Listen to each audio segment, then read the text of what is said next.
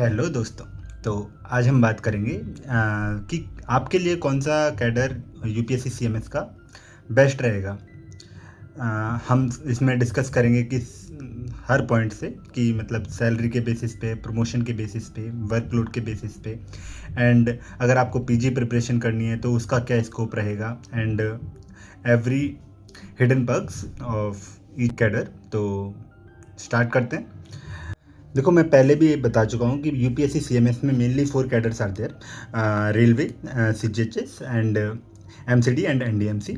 तो रेलवे में हम इंडियन रेलवे के अंडर डॉक्टर बनते हैं, एंड सीजीएचएस में central government hospitals like Safdarjung, RML, Lady Hardinge, है ना, इन हॉस्पिटल्स में हम मेडिकल ऑफिसर ज्वाइन करते हैं।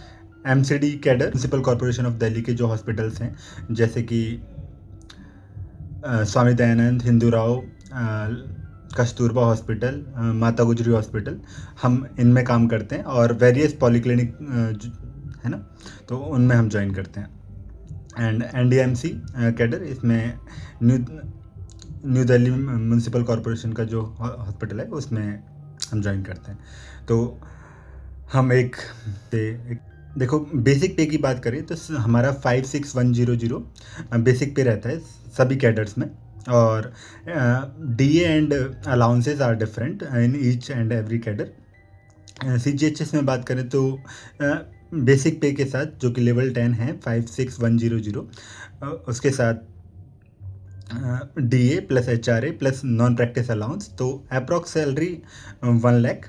MCD basic pay, DA, HRA, NPA, तो this salary is also above 1 lakh. And railway में भी डीए, तो सभी कैडर्स में, मैं टाइम वेस्ट नहीं करूँगा आपका, सभी कैडर्स में railway, MCD and CGHS and DMC, सभी में जो सैलरी है अबव 1 लाख रहती है अप्रॉक्स।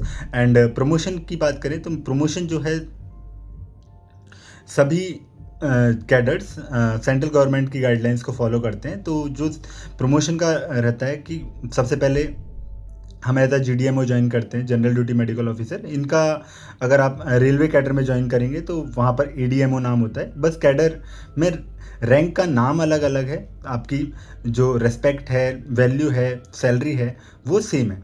और 4 इयर्स बाद आप जीडीएमओ से एसएमओ बन जाते हैं। And after 5 years of SMO, आप मतलब टोटल 9 ईयर ऑफ सर्विस, आप सीएमओ हो जाते हैं। And then NFSG, then 4 year, after 4 year NFSG, and after 5 year total 18 year of service आप एज ए एसएजी वर्क करते हैं। और देन अदर 4 इयर्स आप एचएजी, एंड आपका फिर रिटायरमेंट का एज आ जाएगा, है ना।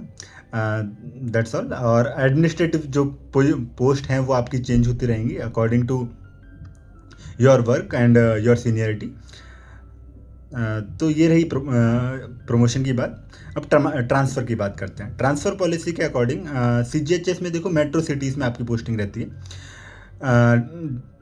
अगर हॉस्पिटल में आपकी वैकेंसी है, आप पीजी कर चुके हैं, तो आपको हॉस्पिटल में प्रेफरेंस में रखा जाएगा। एंड अगर वैकेंसी नहीं होती है तो सीजीएचएस के बहुत सारे वेलनेस सेंटर्स होते हैं जहाँ पर आपको as a medical officer join कराया जाएगा। एंड आपको वहाँ पर काम करना होगा। वर्क आवर्स जो होते हैं वो 8 to 2 रहेगा अगर डिस्पेंसरी है तो, और 9 to 4 अगर आप हॉस्पिटल में वर्क कर रहे हैं। और अगर आपकी कहीं इमरजेंसी में काम ड्यूटी लगती है, या फिर वेलनेस सेंटर्स में भी कभी कभी नाइट ड्यूटीज़ रहती हैं, ठीक है।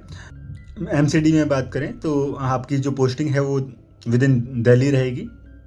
रेलवे में पैन इंडिया होती है। यहाँ पर रेलवे में जो पोस्टिंग है वो थोड़ी फ्रिक्वेंटली होती है as compare to other cadres. NDMC में सेंट्रल दिल्ली में आपकी पोस्टिंग रहती है। वर्कलोड की बात करें तो वर्कलोड मैं पहले ही बता चुका हूँ कि अगर आपकी हॉस्पिटल में वर्क रहता है सीजीएचएस में, तो आपकी 9 to 4 जॉब रहेगी। एंड अगर आप पीजी हैं, आप जैसे ऑर्थो कर रखा है या फिर ऑब्स गायनी कर रखा है, तो आपका अगर पेशेंट लोड ज़्यादा है तो या फिर अर्जेंट बेसिस आपकी रिक्वायरमेंट है, तो उस बेसिस पे आपको बुलाया जा सकता है। आपका वर्क आवर भी एक्सटेंड कर सकता है, ठीक है। एंड ओपीडी के साथ साथ आपकी एडमिनिस्ट्रेटिव ड्यूटीज़ रहती हैं। सेम इन एमसीडी कैडर, वहाँ पे भी ओपीडी और एडमिनिस्ट्रेटिव ड्यूटीज़ रहती हैं। एंड रेलवे में आपकी इमरजेंसी पोस्टिंग्स भी रहती हैं। थोड़ा वर्क वहाँ पे ज़्यादा हेक्टिक रहता है, moderate to high, and depends on the posting where you are posted, है ना। एनडीएमसी में लाइट टू मॉडरेट वर्क रहता है, वहाँ पे भी OPD and same administrative duties are there. Duty schedule की बात करें तो मैं बता चुका हूँ कि अगर आपकी हॉस्पिटल में ड्यूटी है तो 9 to 4 रहेगा, एंड आपकी वेलनेस सेंटर में ड्यूटी है तो आपको 8 to 6 आवर पर डे। और हॉस्पिटल में आप 9 to 4 जा रहे हैं तो आप ये मत सोचिए कि आप वर्क आवर्स ज़्यादा होंगे आपकी Monday to Friday 9 to 4 and Saturday को हाफ डे रहता है। या फिर कुछ हॉस्पिटल्स में अगर वर्क आवर्स ज़्यादा हैं तो 2 हाफ डे भी रहते हैं और सेकंड सैटरडे का ऑफ भी रहता है। That depends on your hospital where you are posted, है ना। एंड एमसीडी की बात करें तो वहाँ पे भी फिक्स वर्किंग आवर्स होते हैं, 9 to 4 जॉब। और अगर आप डिस्पेंसरी में से काम करते हैं तो आपका 9 to 3 जॉब रहता है। एंड इन रेलवे में शिफ्ट बेस्ड वर्क रहता है। आप रिलीव करते हैं एक तरीके से, जैसे JR SR की पोस्टिंग में होता है। आपकी एक शिफ्ट रहेगी 8 to 2, देन 2 to 8, इस तरीके से आपका वर्क रहता है। तो आपको अपने दूसरे मेडिकल ऑफिसर को रिलीव करना होता है, उस हिसाब से शिफ्ट बेस्ड वर्क रहता है। और कहीं कहीं पर आपकी कभी कभी 24 आवर ड्यूटी रहती है as per requirement of the doctor, है ना। एंड एनडीएमसी में fix working hours 9 to 4 job is there, ठीक है, क्योंकि वहाँ पर हॉस्पिटल ही है मेनली। पीजी प्रिपरेशन स्कोप की बात करें तो देखो, पीजी प्रिपरेशन के लिए आपको चुनना है तो एमसीडी एंड एनडीएमसी और ये सीजीएचएस बेटर ऑप्शन रहेंगे, क्योंकि यहाँ पे वर्कलोड जो है वो थोड़ा कंपेरेटिवली कम रहता है। एमसीडी इसमें एक्सीलेंट रहेगा क्योंकि यहाँ पे स्टेबल शेड्यूल है, ट्रांसफ़र की ज़्यादा कोई टेंशन नहीं है। तो ट्रांसफ़र नहीं होगा तो आपको इस चीज़ का टेंशन नहीं रहेगा ना कि आपको मतलब कहीं और अकोमोडेशन देखना है या फिर कहीं और जाके आपको शिफ्ट होना है, सब सामान शिफ्ट करना है। तो आपके लिए पीजी प्रिपरेशन के लिए एमसीडी सबसे एक्सीलेंट ऑप्शन रहेगा, है ना।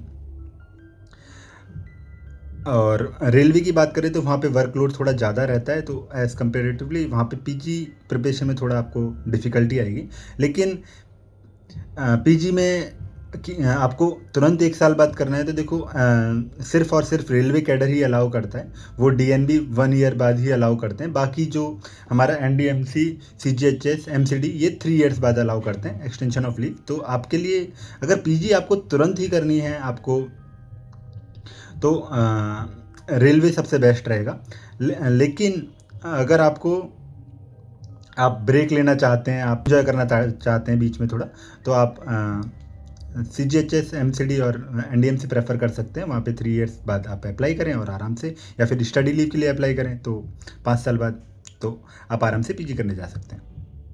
हेल्थ बेनिफिट्स की बात करें तो देखो, हेल्थ बेनिफिट्स के लिए सबसे बेस्ट हैं सीजीएचएस और रेलवे।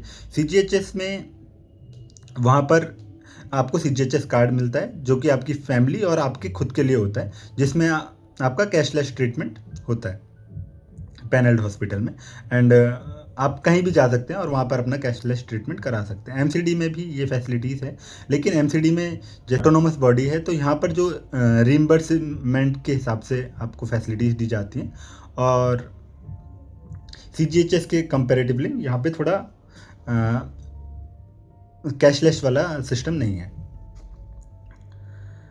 रेलवे में बात करें तो वहाँ पे भी आपका medical facilities and free travel passes होते हैं। ये एक अलग से बेनिफिट है वहाँ पे कि आपको रेलवे के फ्री ट्रैवल पासेस मिलते हैं।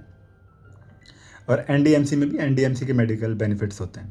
अदर बेनिफिट्स देखो, सेंट्रल गवर्नमेंट सीजीएचएस की बात करें, सेंट्रल गवर्नमेंट पर्क्स होते हैं एंड पेंशन, हाउसिंग अलाउंस, ये सब। एमसीडी की बात करें तो एमसीडी में दिल्ली जैसी जगह में आपको परमानेंट रहना है, कोई ट्रांसफ़र का टेंशन नहीं है, कोई आप अकोमोडेशन भी अपना खुद का देख सकते हैं। एंड मेट्रो कनेक्टिविटी है, आपको ट्रांसपोर्ट की भी ज़्यादा दिक्कत नहीं है, कनेक्टिविटी बहुत इजीली है। आप सोशल बेनिफिट्स हैं, आप लाइफ बहुत अच्छे से एंजॉय कर सकते हैं यहाँ पे, क्योंकि 1-2 मेट्रो स्टेशन बाद ही एकदम चेंज हो जाता है सब कुछ। और आपको ज़्यादा ट्रैवल करना पसंद है तो आपको रेलवे में जाना चाहिए, क्योंकि वहाँ पे फ्री ट्रैवल पासेस हैं, रेलवे क्वार्टर्स होते हैं, बंगला भी मिलते हैं वहाँ पे। एंड एमसीडी की, एनडीएमसी की बात करें तो वहाँ पे central Delhi accommodation are there. तो आपके लिए कौन सा बेस्ट ऑप्शन रहेगा? दैट इज कि आपको स्टेबल लाइफ चाहिए, सेंट्रल गवर्नमेंट बेनिफिट्स चाहिए, है ना, तो आपको सीजीएचएस में जाना चाहिए, कैशलेस ट्रीटमेंट मिलेगा वहाँ पे सेंट्रल गवर्नमेंट बेनिफिट्स के साथ साथ, तो आपको सीजीएचएस में जाना चाहिए। वर्क लाइफ बैलेंस के लिए अगर आप प्रेफर कर रहे हैं और दिल्ली ही पोस्टिंग चाहिए तो आपको एमसीडी प्रेफर करना चाहिए। Travel perks and travel free travel passes and आपको 1 साल बाद ही डीएनबी करना है तो आपको में जाना चाहिए। एंड आपको दिल्ली में ही रहना है, fixed work hours, light to moderate workload, तो आपको और गुड इंफ्रास्ट्रक्चर में काम करना है तो आपको एनडीएमसी प्रेफर करना चाहिए। And at last these are the points. अगर स्टेबल लाइफ दिल्ली और पीजी प्रिपरेशन करना है तो एमसीडी, एंड अगर आपको सेंट्रल गवर्नमेंट प्रेस्टीज और gazetted officer from the first day of your job, metro posting and study career चाहिए तो आपको सीजीएचएस प्रेफर करना चाहिए। अगर आपको travel perks, railway housing and adventurous postings, क्योंकि वहाँ पे पोस्टिंग फ्रिक्वेंट होती है तो आपको रेलवे प्रेफर करना चाहिए। अगर आपको सेंट्रल दिल्ली में काम करना है, गुड इंफ्रास्ट्रक्चर में काम करना है, लाइट टू मॉडरेट वर्क में काम करना है तो आपको एनडीएमसी प्रेफर करना चाहिए। That's all from my side.